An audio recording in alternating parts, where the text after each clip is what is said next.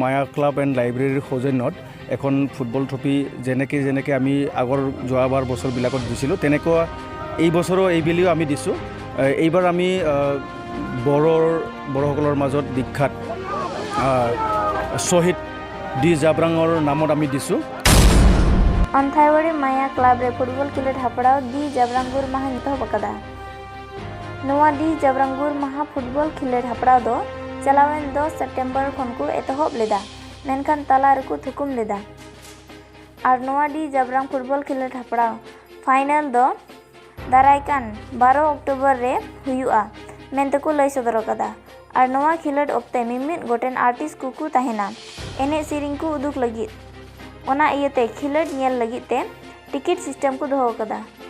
আমাৰ এইখন মায়া club and লাইব্ৰেৰীৰ সৌজন্যত এখন ফুটবল ট্ৰফি যেনেকৈ আমি আগৰ যোৱাবাৰ বছৰবিলাকত দিছিলোঁ তেনেকুৱা এই বছৰো এইবেলিও আমি দিছোঁ।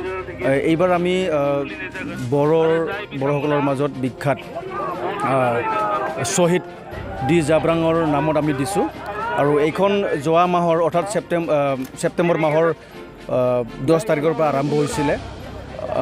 যোৱা 5 অক্টোবৰত শেষ হ'বলগীয়া আছিলে, কিন্তু দুখৰ বিষয় প্ৰাকৃতিক দুৰ্যোগৰ বিষয় অসুবিধা হয় যোৱা 14 তাৰিখৰ পৰা 15 তাৰিখৰ পৰা খেলখন স্থগিত ৰাখিবলগীয়া হ'ল।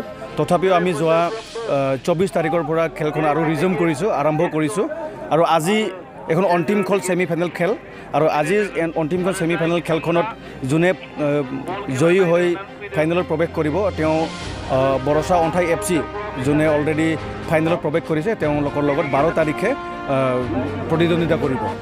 আমাৰ উদ্দেশ্য এইটোৱে হয় যে আমাৰ গাঁও অঞ্চলত থকা আশে-পাশে থকা অঞ্চলবাসীৰ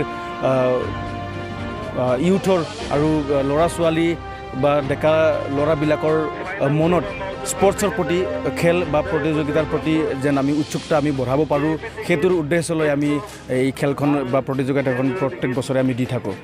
অহা 12 তাৰিখে হ'বলগীয়া যোনখন ফাইনেল খেল সেই ফাইনেল খেলখনত অতিথি হিচাপে আমি আমন্ত্ৰণ কৰিছোঁ 13 চিৰাং কনষ্টিটুৱেঞ্চিৰ MCLA ছাৰ চাউৰাইগ্ৰা অৰ্থাৎ অমৰ আৰু তাৰ লগতে আহিব আমাৰ BTCৰ ডেপুটি চিফ গোবিন্দ বসুমতাৰী যোনে বৰ্তমান বিধানসভাৰ MLA হৈ আছে আৰু তাৰ লগতে গায়িকা মিছ এলিশা বড়ো যোনে ওদালগুৰিৰ পৰা আহিব আৰু লগতে আমাৰ গাঁও অঞ্চলৰে ওচৰে পাজৰে থকা উঠি অহা সৰু কণ ল'ৰা ছোৱালী কেইজনমান আছে যোনে ভাল গায়, ভাল ডান্স কৰে, ভাল পাৰফৰ্ম কৰে, তেওঁলোকক আমি আমন্ত্ৰণ জনাইছোঁ। একচুৱেলি এই খেলখন প্ৰতিযোগিতাখন আমি চলাওঁতে বহুত আৰ্থিক অৱস্থাত আমি ভুগি আছিলোঁ। আৰ্থিক অৱস্থা আমাৰ ইমান ভাল নহয় আৰু সেই আৰ্থিক অৱস্থাটো উন্নত কৰিবলৈ আৰু ফাইনেলখনত এই খেলখনত যিখিনি খৰচ হৈছে আমাৰ সেই খৰচখিনি বহন কৰিবলৈ আমাৰ পকেটত ধন নাই, লগতে অন্থাইবাৰী মায়া ক্লাব এণ্ড লাইব্ৰেৰীৰ একাউণ্টত সিমান টকা নাই। তো গতিকে আমি ৰাইজৰ যোনে ইয়াত ফাইনেল খেলখন চাবলৈ আহিব তেওঁলোকৰ পৰাই আমি সংগ্ৰহ কৰিব লাগিব। সেই উদ্দেশ্য লৈ আমি টিকেটৰ ব্যৱস্থা কৰিছোঁ।